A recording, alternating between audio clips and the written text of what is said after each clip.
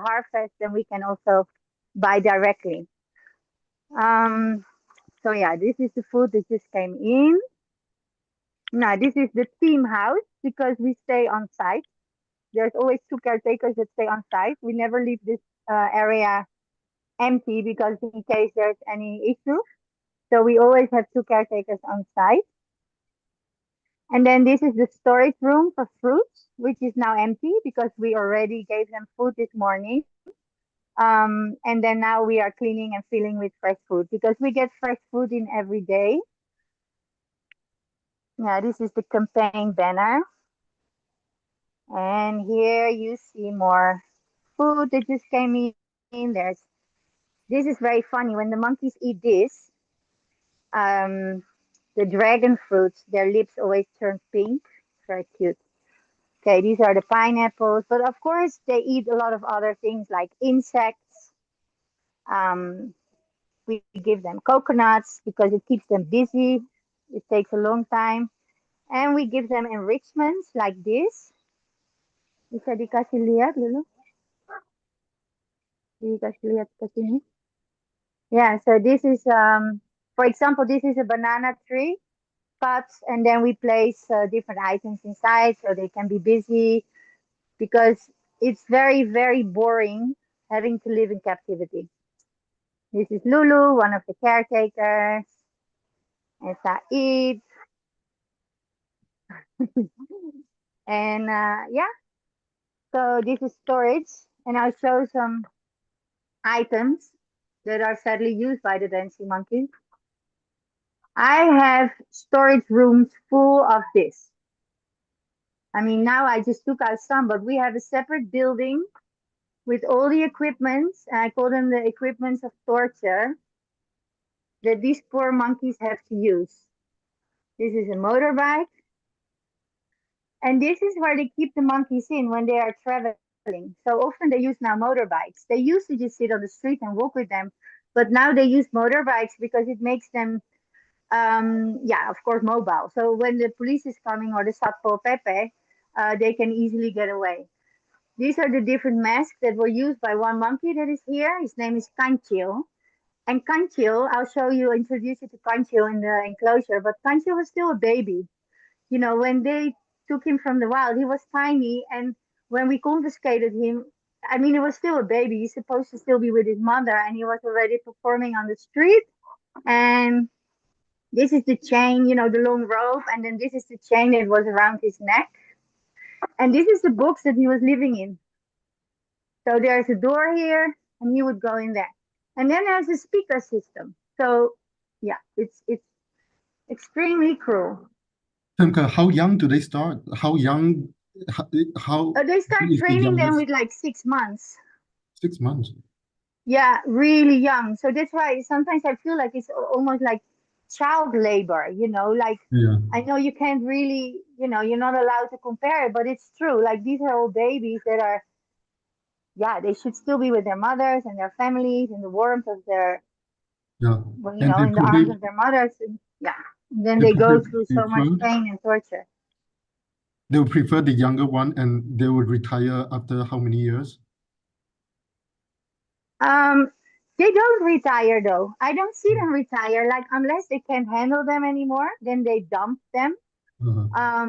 But that rarely happens. Like we see very old monkeys, totally abused, teeth taken out, so they cannot defend themselves anymore, and they are so traumatized and they are so scared that they hardly defend themselves anymore. It's like they just gave up on life, and we get a lot of those monkeys in where you think like, whoa, you know, this is like a very big adult strong male monkey, for example, who could be a real alpha. And I'll introduce you later to Jono. He's a very good example.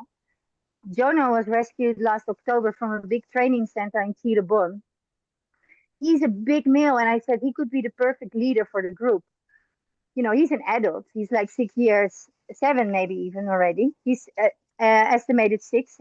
They took out all his teeth, and he's very timid and very shy. So actually, he's now gaining some more confidence because he's been reintroduced, like with other primates that were rescued also in the same village. But yeah, so we see them in every age being used to perform, and because they beat them so much and they really traumatize them, and the monkeys are so scared of the handlers, they are just broken. They don't defend themselves anymore. Mhm. I'm going to ask Lulu Hi, to Lulu. help me. Thank you for helping, Lulu. Yeah, Lulu cannot hear you because I have a headset, but thank you for helping, Lulu. Okay, so I think this is where the magic happens, and it looks actually very simple. If you look at it, you think, yeah, these are very simple cases, but it's what happens inside that really form where new families are formed, and the cases are built in a way that they can get introduced to each other, so they can make friends in a very safe way. So they cannot harm each other, but they can get to know each other. And this is where we can form whole new families from once all like very abused and broken individuals. Sometimes they have no more I always call it like self-care, or they don't take care of themselves. They feel like they're worth nothing. You can see it in how they are acting. They're depressed, they don't want to interact. This is what we see with the dancing monkeys. We don't really see this with pet monkeys. It's very different, but dancing monkeys are totally broken. And then the most beautiful thing is that here we can introduce them slowly to other individuals that have sort of the same character, because you really need to look at how is the character of the monkey. Is it a shy monkey? First, you introduce it to other shy monkeys, for example, and you don't already put like a confident monkey in there. Or so you have to go slowly, and the process can take 6 months, can take longer, can take sometimes up to a year for for us to be able to form this family group. But when we form this family group in these enclosures, that's where victory lies, because that's where we can say, look, we did it. They are a stable new family. They are confident. They become more independent. They play. They are happy, and this is where you can say maybe we can move on to the next stage, which is release. Of course, we have a separate area where there's a quarantine. So all the primates before they come here, they go through quarantine, meaning we check the blood, we check for parasites, and sadly, we have a lot of cases, especially this year, with tuberculosis. So it's frightening, to think that these monkeys are out there on the streets, performing in front of young children who can become sick of tuberculosis. So the quarantine building is separately. I cannot show you that now, but these are the socialization cages, and this is the most important. We have several enclosures. These are the primates that are not releasable or are still under observation because maybe they have a handicap, and we hope that they one day can get released, because it really depends on how they develop here. Like we have one without an arm, but if he's very agile, he lost half an arm, and then he still has a chance. So these are the cases where it's like the older monkeys or the ones that have handicaps. We have a few that are misformed. I'll introduce you to them because they live too long in small cages. These are the enclosures where we introduce the different families. All these enclosures are connected. As you can see, we have in between every enclosure, we have like this bridge. These are very old ladies that once lived in Madiun, in the Topeng Monyet headquarters. There's two very, very old ladies here. So they were used as dancing monkeys until they're at least 15. So for all those years, they were used by the people in the village. So they didn't know anything else. Okay, and then here, mind your head. This is now still empty. Empty. Here we are preparing for new monkey arrivals. So these are Quasimodo. We call him Quasimodo because he's very misformed. And then we have Tapanuli, who's also very misformed. And they become best buddies, but both of them are totally misformed. He's like a dwarf. And then here we have Kardil. Kardil means dwarf, right? So Kardil used to live in a tiny bird cage for like 3 years. So when we took her out, she couldn't move. She was like this. Everything was stiff, and she grew very weirdly. So yeah, but she's doing great, and she has another handicapped friend. And this, for example, this is Moody. Moody was a pet monkey, very used to people. And sometimes it's just not possible to release them anymore. You have to be realistic. You cannot push them to be released. We try everything we can to prepare them to live free again. But like Moody, he's older. He only wants to be with people. We try to introduce other monkeys, but he really doesn't want to connect with them, which is really sad. But he's been with people for so long. So Moody is here to stay with us. He will soon be introduced to other macaques that are also unable to go free, and then we will have to move them for sanctuary. And then this is, yeah, this is, so you can see all the cages that are connected. There's bridges there. So between all the cages, we can move them around. And you really want to have this because if you have a problem, you never want a macaque to be cornered. A macaque always needs a way to escape from the others. And that's very important because else, if one gets bullied, cannot get to the food, there's no way to get out of that situation. It can be fatal. You can lose a macaque. Here we have babies. This is Kanchil. I told you about Kanchil that I showed the masks that Kanchil was using earlier. Kanchil is in this enclosure.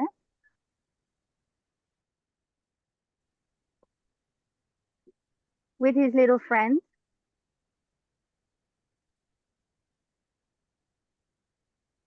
And now we are introducing them to the other two babies who are next door. They are still in the smaller cage.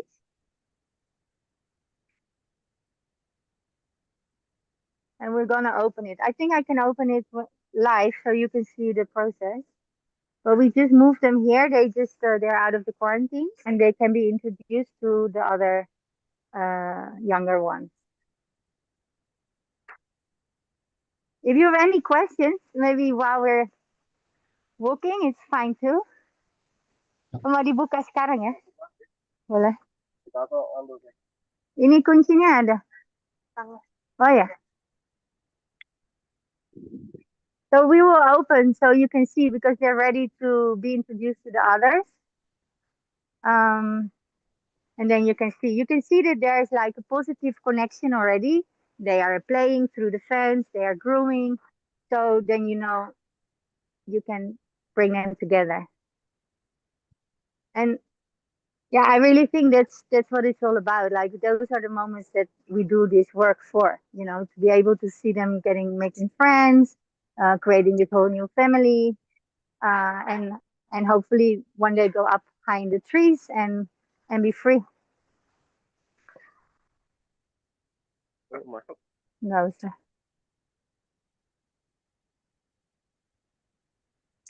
Do you usually pair young macaques with other young macaques, or you mix old and young ones? Yeah, we mix old and young ones, but usually we start with the younger ones together.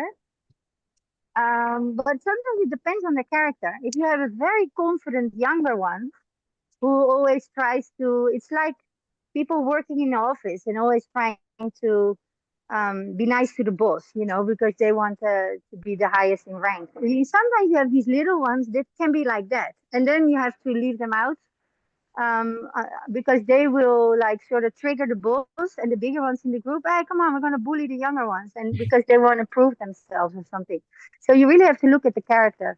So sometimes even the younger ones are introduced to a group later, just depending on their character. But normally we would start with younger ones, the timid ones, yeah, like the shy ones, the less confident ones, and then slowly you start to introduce the higher ranking individuals, and you can see already, okay, this guy has confidence, like he can become an alpha male in the future.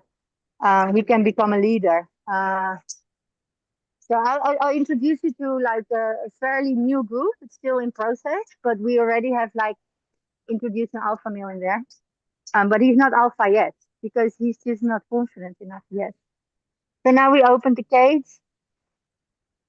I think it will take some time for them to go out, but I'm sure that the neighbors will immediately go in and interact with these little ones. So we have slides. Can you see the slides? Yeah. So we open the slides, and then in between every cage there are sliding doors like this. And of course, the younger ones are still, the ones in the smaller cage are still a bit scared to go out, and it's all new. But here Kancho is coming. Is this the first Kelihatan nggak di time? sana ya? Nice. Now Kancho is coming. Now he's coming to say hello. He's like, come on, guys, it's okay. You can get out. And then he's giving the others confidence, like, come on, it's okay. And now she's like, all right, here I am, slowly. Yeah, it's they've been through a lot, and they're still very young. Yeah, so it's incredible how strong they are, thinking about everything they've been through. Um, so she's still not sure, but she needs some time. I'll introduce you because we don't have so much time. I'll introduce you to the next group, and then we can come back here. Yeah. There's a question for you from the chat. Yeah, Do you, like, once you introduce them, you need to monitor them for how long? And yeah. sometimes do So you separate them? this is Lino. He's managing everything here every day. Every day he's with the macaques for the last 15 years. And he's the one that Lino has a team. We have observation paperwork, observation sheets, and then he will use it to observe them after the introduction, and then we keep track of how are they interacting, and usually if there's like positively a good interaction within day one, then we just observe every day like 1 hour. But the first day is critical. But with the younger ones, um, we just observe now. It's more like when there's bigger individuals or when the group start with 5 up is when we really, sit there a whole day to observe if there's like any risky individuals in the group. But these little ones, they already knew each other actually. They were already together in the quarantine. Mhm. So for now, we don't observe them. But we have behavioral sheets, let's say. For the Mau first day, dijelasin untuk observasi? Ya, Kalau udah introduksi. kalau udah penggabungan, eh, setelah dia setelah dia udah mendekat, terus dia grooming.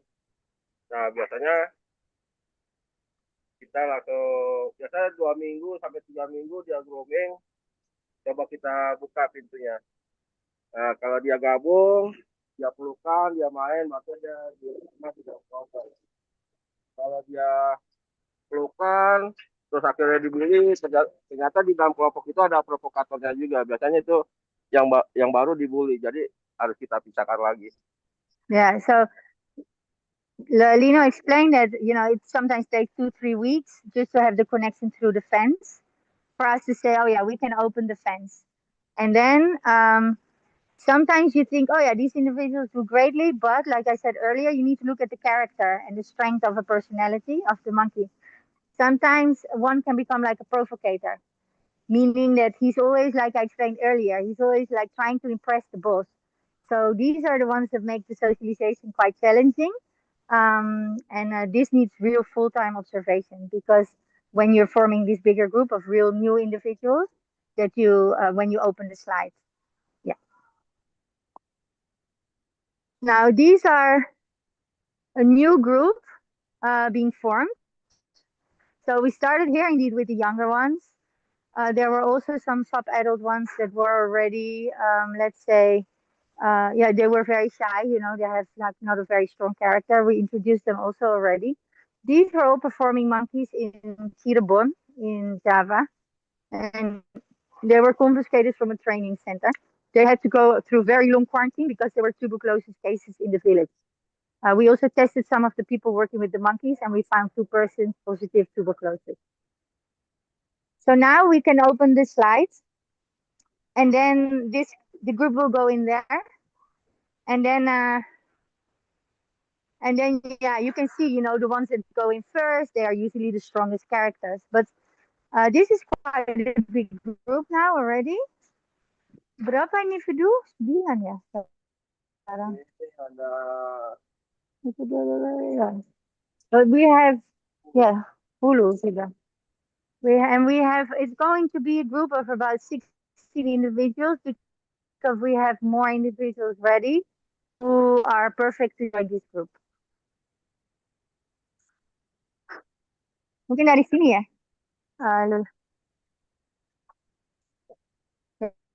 Ya. Ayo, saya dulu. Ayo. Ini.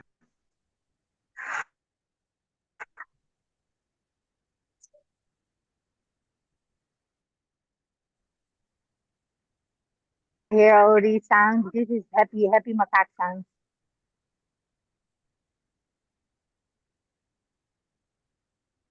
And they like to swim or just at least play with water, so they get like a fresh ton of water. Sometimes you can put anything in it for enrichment. Like you can put, yeah, of course they love crabs, or you can just put seeds in there and they will have to jump in the water to get it. They're really impressive swimmers, actually. If I could, I would have swimming pools in every enclosure, like big ones.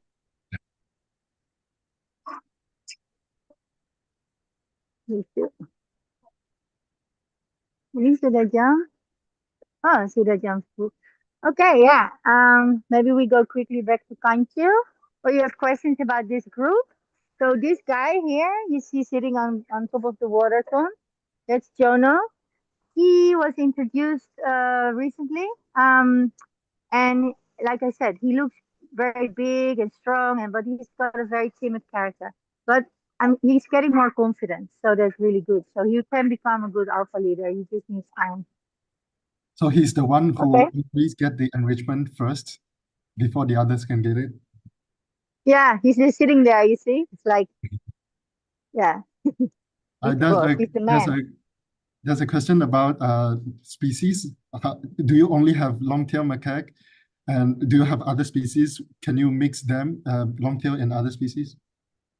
No, we never mix them. We only have long-tail macaque in this center, but we have another center in Sumatra. We now take care of 353 different animals that were confiscated from the illegal trade, macaques, but also, yeah, long-tail macaques, pigtail macaques, but we separate them always. They're also very different, yeah. Also in strength, like a pigtail macaque needs a special enclosure. You cannot have a long-tail macaque enclosure for pigtail macaque.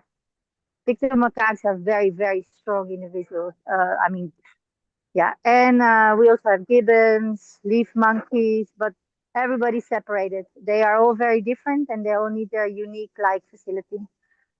Yeah. Thank you.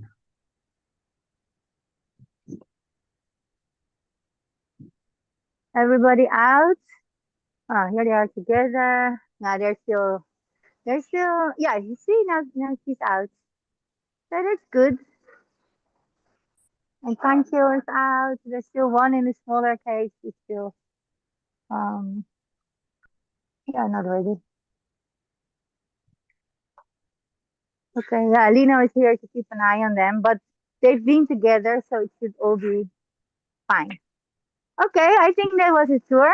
I would like to hand it over to KSDA Bali, Pak Uyun. Terima kasih sudah bergabung. Yeah, thank you very much. Yeah, thank you, Femke. We will come back to you with a discussion, and there are also some other questions from the audience. So now we will give, let me remove. Yeah, we will give 10 minutes, around 10 minutes to Pak Yuyun from the BKSDA West Java. And it's going to be in Bahasa Indonesia. And we have my colleague, my co-worker from the Dogs and Cats Coalition, Cica, and she will summarize Pak Yuyun's talk in English after the talk. So, Pak Yuyun bisa begin. Oke, selamat siang. Yeah, good afternoon, everyone. Ya, Izin sedikit menyampaikan terkait Macaca nigra dari pandangan BKSDA Jabar. So Yuyun here is going to explain briefly about the macaques in West Java. Oke, Macaca nigra dalam peraturan Indonesia termasuk dalam satwa yang tidak dilindungi. Tapi dalam pengelolaannya tetap berada dalam pengaturan di wilayah BKSDA Jawa Barat. Yeah, so the long-tail izin Mbak, macaques, macaque fascicularis. yeah, fascicularis. Pak Yuyun, mohon maaf, koreksi sedikit. Untuk makaka ekor panjang, spesiesnya Macaca fascicularis. Oh ya, Macaca sorry. Yeah, yeah. So Yuyun here just explained to us that the long-tail macaque is actually not protected by the law, but it is still in the area of the protection by the KSDA or the by the agency. Yeah. Oke, laporan terkait konflik satwa terkhusus Macaca nigra di Jawa Barat tahun 2024 ini sangat tinggi sekali. Dia dari total 348 laporan satwa liar gitu. Hampir 50%-nya adalah terkait Macaca nigra. Macaca fascicularis, Pak Yuyun. Macaca fascicularis, sorry. Yeah. Yeah, so for the past year, the conflicts between humans and monkeys are very, very common, and 348 cases are mostly conflicts between humans and Macaca fascicularis or the long-tail macaque.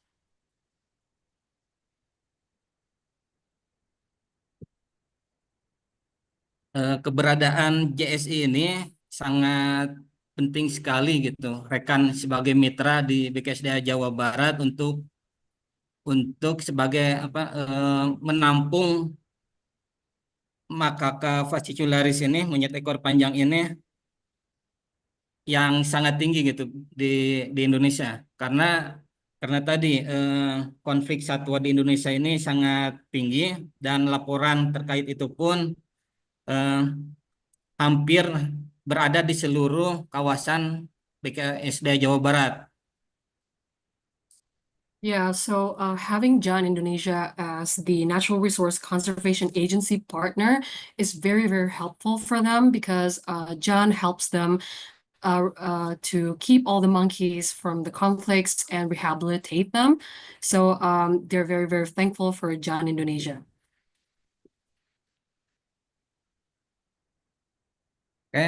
Beberapa kali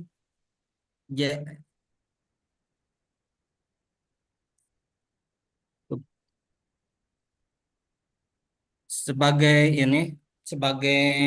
cara konservasi di Indonesia, saya harapkan gitu untuk JSI sendiri agar tetap mengembangkan fasilitasnya, karena beberapa kali ya pada saat kita ingin menyerahkan Macaca juga ada beberapa hambatan gitu ya, supaya semuanya berjalan dengan lancar, misalnya kesehatannya gitu untuk selalu diperhatikan dan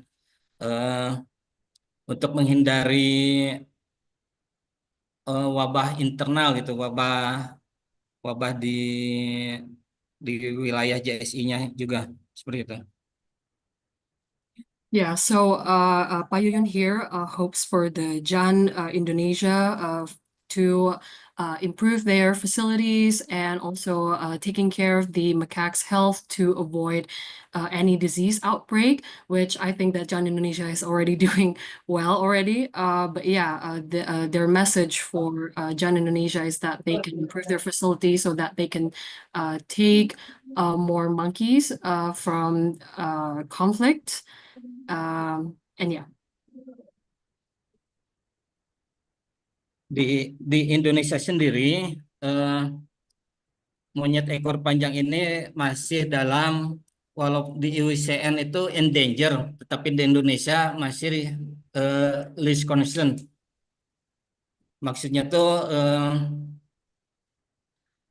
masih melimpah gitu di alam, seperti hama lah, termasuk sampai ke kota gitu. Di dalam kota seperti kota Bandung itu Macaque nigra masih menyerang gitu, masih mendatangi kompleks-kompleks perumahan seperti itu.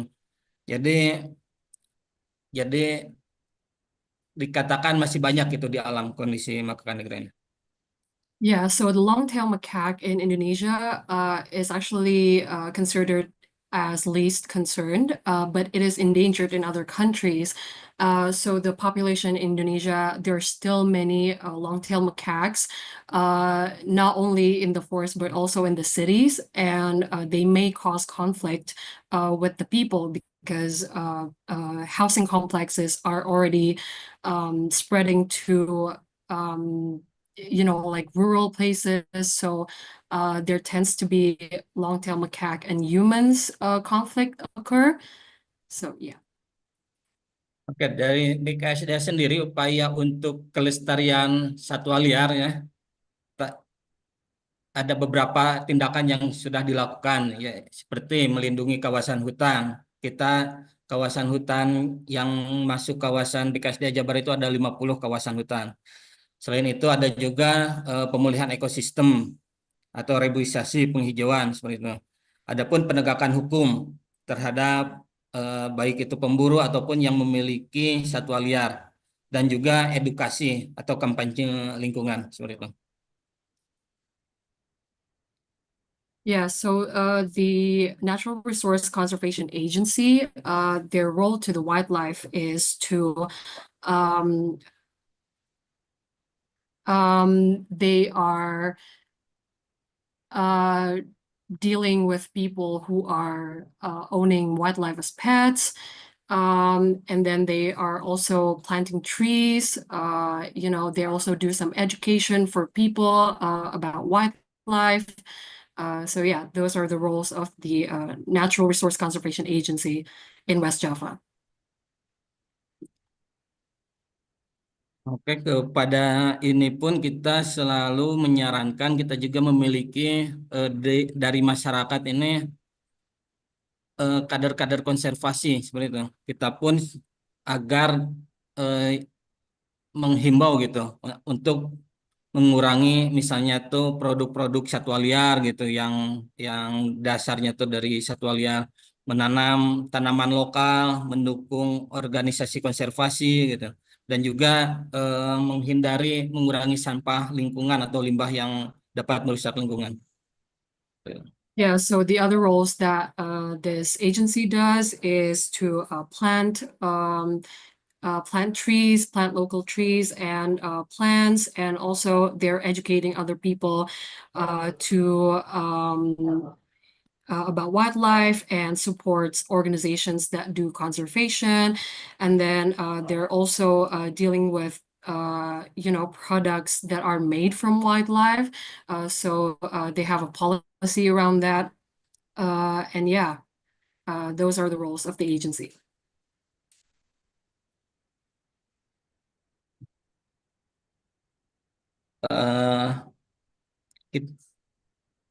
Kita juga memiliki call center gitu untuk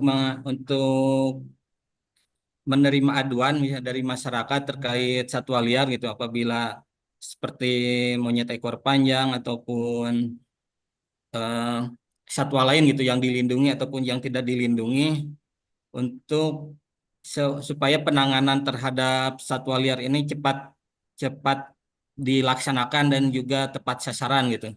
kita memiliki layanan aduan di beberapa lokasi gitu yang masuk wilayah Jawa Barat dan Banten. Adapun di beberapa wilayah seperti Garut, Tasikmalaya gitu sudah ada memiliki eh, layanan call centernya masing-masing gitu. Jadi penanganan terhadap gangguan satwa liar itu baik monyet ekor panjang itu lebih cepat tertangani. Yes, so the agency or BKSDA has their own call center in several regions like West Java or Banten to like handle reports about conflicts that is involving wildlife, especially long-tail macaques. So people in West Java or Banten can call them if, let's say like a monkey has entered their house or their housing complex, they can always call them. Ya, rasa cukup, Bu. Okay.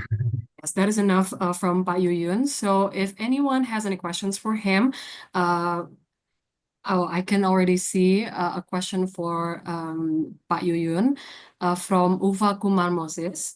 I have a question, how people from the city of Bandung deter the long-tail macaques. Ada yang bertanya sama Pak Yuyun, Pak. Jadi kalau orang-orang di Bandung itu gimana cara menangani konflik yang berhubungan dengan Macaca? Gimana caranya, Pak? Itu tadi ketika ada konflik satwa liar gitu, macaca ataupun satwa lain, mereka biasanya tuh menghubungi call center tadi, salah satu call center yang ada di kita gitu, baik langsung ke balai ataupun yang lebih dekat ke lokasi kejadian gitu. Biasanya tuh setelah laporan kita datang ke sana gitu, baik menggunakan untuk evakuasi gitu. Itu tuh bisa kalau masyarakat sendiri biasanya cuma melapor aja, mereka tidak melakukan penangkapan. Kita yang melakukan karena mungkin takut atau apa gitu. Kita datang ke sana membawa kandang jebak gitu ataupun apa supaya tidak terjadi konflik kemudian gitu ataupun melakukan pengusiran langsung di lokasi gitu. Yes, so Ufa Kumar Moses, Pak Yuyun has answered a good question. He said that for the people don't tend to catch the macaques themselves. They don't deal with the macaques themselves. What is recommended is for you to call the BKSDA call center and explain to them what the situation is so that the agency can do the right thing or handle as what the guidelines say. So they will bring the right equipments to avoid any more conflicts to happen. Bu Femke, maybe you want to add something? You're welcome to do so.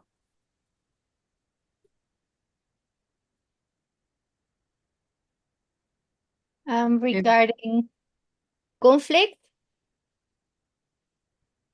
Yes.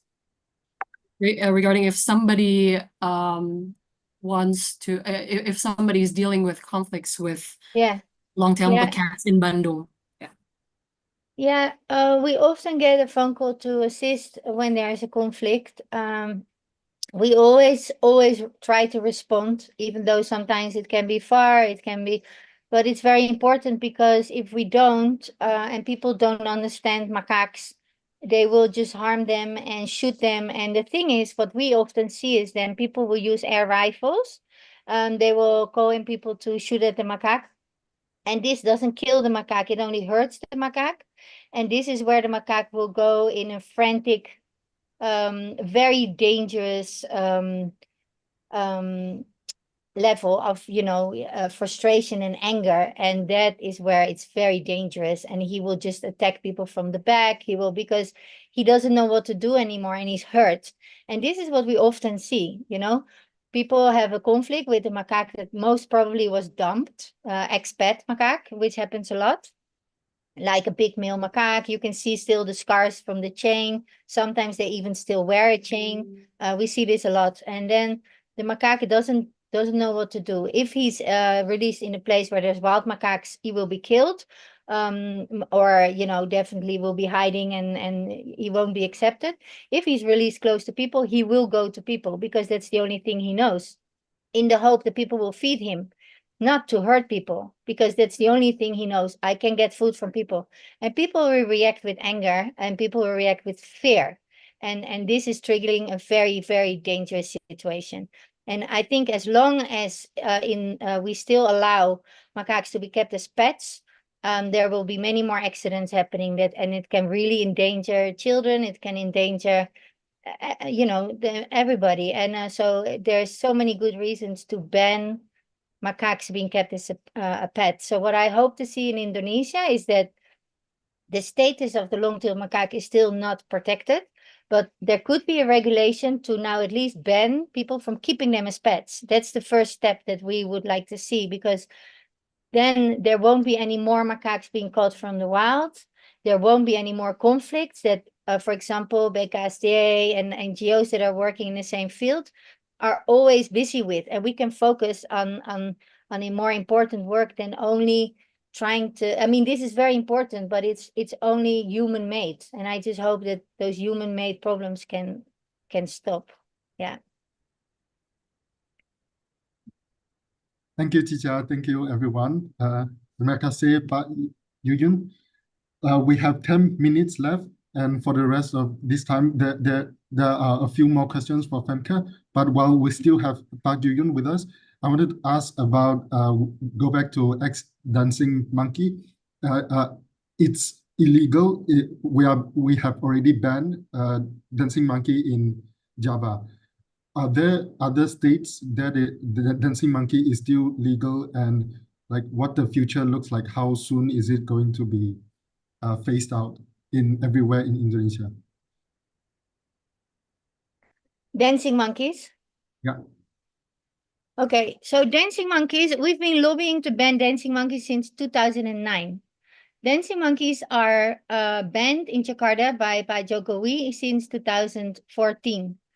Dancing monkeys were banned by the governor of West Java since 2015. In East Java since 2018.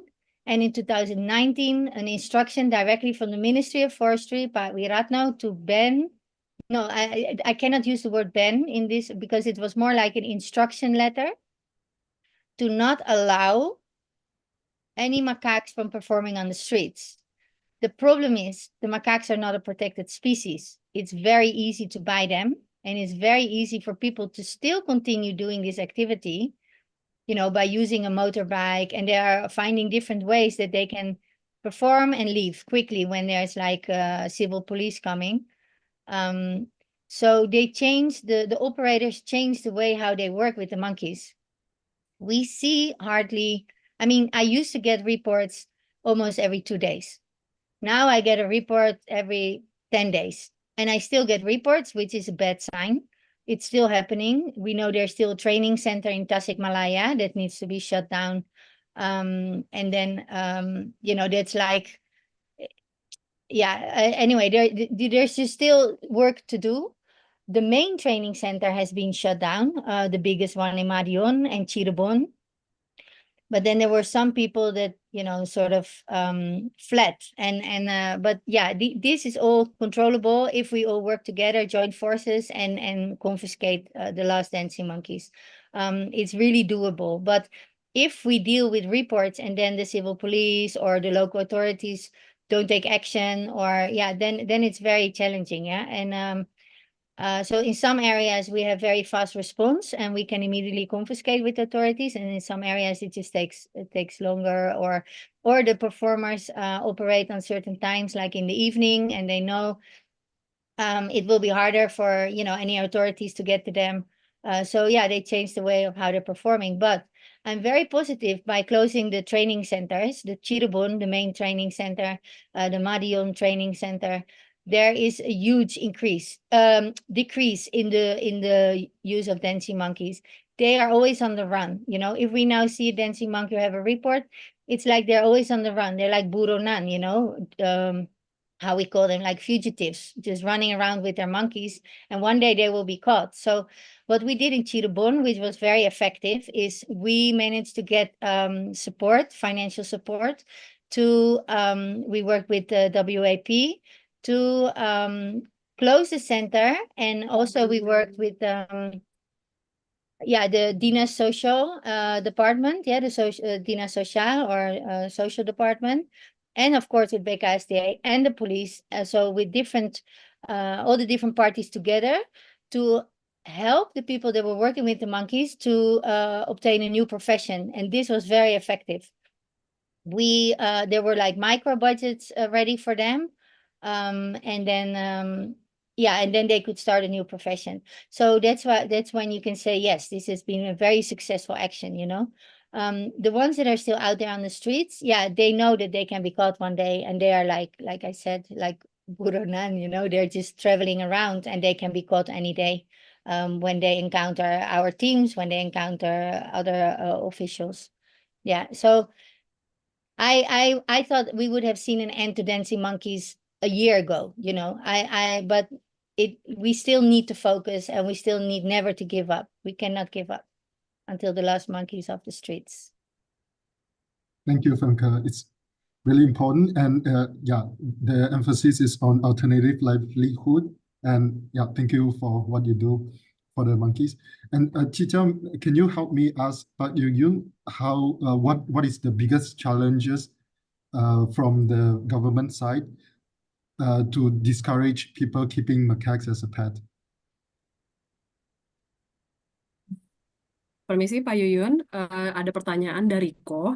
Jadi Ko pengen tahu apa challenge terbesar dari BKSDA untuk mengedukasi orang-orang supaya mereka tidak memelihara monyet sebagai hewan peliharaan. Kira-kira challenge-nya yang paling besar yang BKSDA hadapi apa, Pak?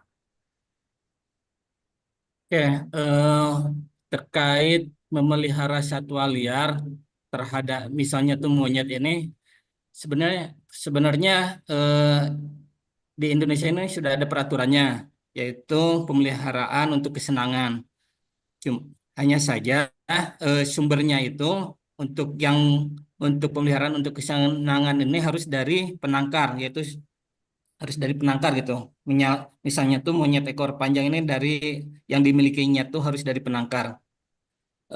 Penangkar yang monyet ekor panjang kan kita ada di Jawa Barat ini ada beberapa penangkar yang yang mempunyai izin gitu. Ada kurang lebih 5 kalau nggak salah. Misalnya tuh Inquatex, Primaco gitu, Wanara Satwa Loka gitu ya. Jadi sumbernya tuh harus dari penangkar untuk pemeliharaan itu, dan untuk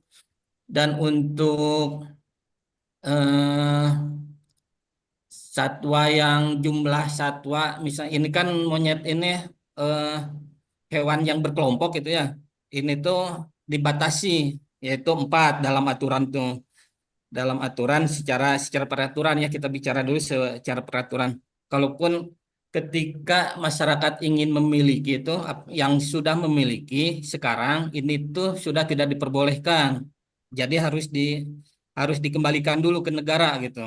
Dan mereka kalaupun mau ya mengurus izin itu untuk kesenangan itu, peraturan untuk kesenangan itu.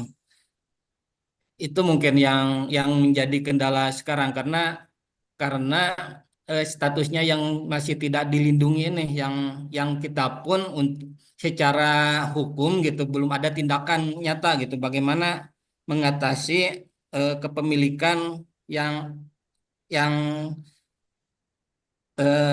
ya hewan-hewan yang tidak dilindungi ini, walaupun dia secara terawat gitu tidak dilindungi tetapi terawat oleh masyarakat ini, misalnya tuh ya kesejahteraan satwanya ini tidak terabaikan seperti itu.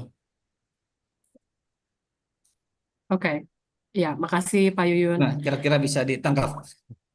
Ya, Tapi mungkin Pak Yuyun, sebelum saya translate, mungkin message-nya yang pesan yang ingin kita sampaikan adalah sebenarnya satwa liar tidak boleh lebih baik Ya, jangan dipelihara ya Pak ya, ya walaupun betul. memang ada peraturannya gitu. Cuma Ya, kita semua pengen orang-orang pelihara yang sewajarnya aja ya mungkin. Jadi ya, anjing, kucing gitu, bukan satwa liar ya, walaupun sebenarnya ada peraturannya mungkin boleh ya, ya Pak gitu ya. ya. Sumbernya yang harus jelas kalau mau pelihara ya dari yang itu penangkar itu. Tetapi kalau ini memang tidak boleh gitu, tidak boleh ya memiliki lah untuk satwa liar ini seperti itu. Maksudnya. Yeah, so Ko, to answer your question, actually it's very complicated and we always encourage people not to own wildlife, but as KSDA has said that there are some loopholes and there are some laws that in Indonesia that can be taken advantage to own these wildlife. So it depends on the source of where people get their wildlife because like I said, there's loopholes in our laws, but we still encourage people not to own wildlife as pets. So I think that's the challenge when people still own wildlife as So pets. it always goes back to policy advocacy and yeah, improving the law in Indonesia. Terima kasih Pak Yuyun, thank you Cica. We might run over a few minutes. I will make this the last question. I'll combine the few questions from Amanda and Audrey from Tasikoki for Femke.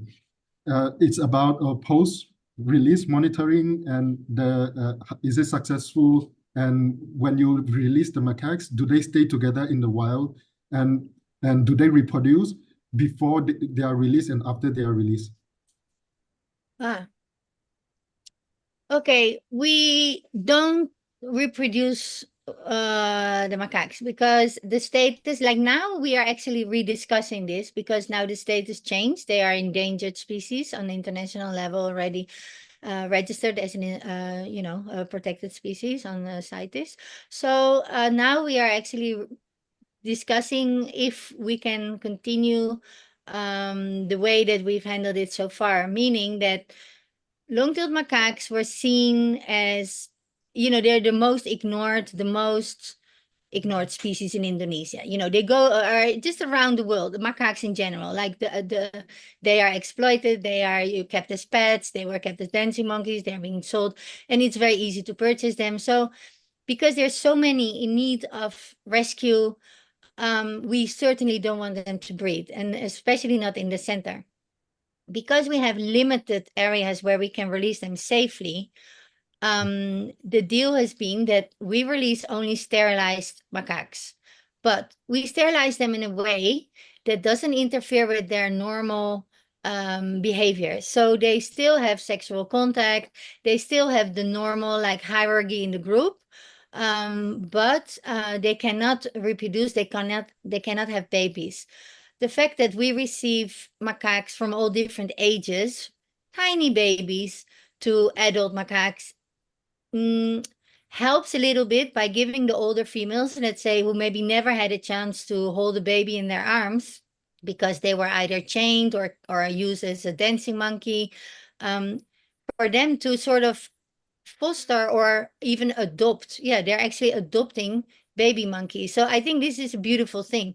We don't breed them, but when we form a family, you see immediately the older females adopting and even sort of fighting about who takes which baby in her care. And I think that's just incredible about macaques, that they are so social, so caring. Yeah, that's a really beautiful thing to see. So we released them in areas that were surveyed before the release. And of course, we do need to do very thorough, detailed survey.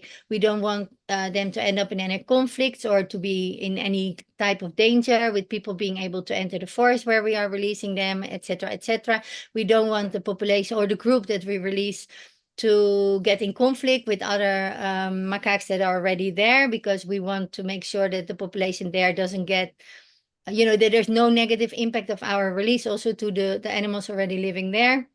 Anyway, there's a lot that needs to be excluded and included before we can say we can release the macaques here. We have a few, let's say, islands, forested islands that we use that provide them all they need, but these are protected areas. People are not allowed to go there. We get permits. We work together closely with the Ministry of Forestry. We conduct the surveys together, and we conduct post-monitoring work also together. We don't use GPS because with primates, unless there's new developments that I don't know of, but the GPS that is being used is like a collar, and they really don't like it. So we do visual observations after the release. Our team already always goes like, first we do a survey, the team comes back, then we decide where we're going to bring the monkeys to, we all agree. Then we have the team going back and build a pre-release cage. They stay there for 10 days, 2 weeks to observe again the area and prepare everything for the macaques to come. Then we bring the macaques, then they enter the pre-release cage. We don't do, we try to avoid hard release. Unless it's, you always have exceptions, but we avoid hard release. We always try a soft approach, meaning there's a pre-release cage. The macaques enter the pre-release cage. We help them still with natural feeding in the cage. We observe them for a few days. This is only a very small team of caretakers that will go every morning, stay there until late afternoon observing them. And then on the day of release, we go early morning before sunrise, the same caretakers, because we don't want too many people there. We open the netting, the two caretakers, they stay put in one location and then observe them. Directly, and they stay until it gets dark. So it's not easy, and they do this for the next 2 weeks until 1 month, depending on does the group move to a new area, and is it challenging? Sometimes it's very rocky, it's hard for us to get there. Then at some point we have to say, okay, we cannot. But the most important thing is the group stays together. There's no individuals left behind. Everybody's eating after the release. The group stays together. That's really the most important point. You don't want a monkey to be ending up separated from the group. Then you need to take action. Luckily, this has happened maybe twice in all the releases that we have done, where one individual had to come back because it had a little wound and it needed treatment, and another individual just stayed behind and couldn't keep up with the group. Okay, we are at time. Thank you so much, Femke and Pak Yuyun.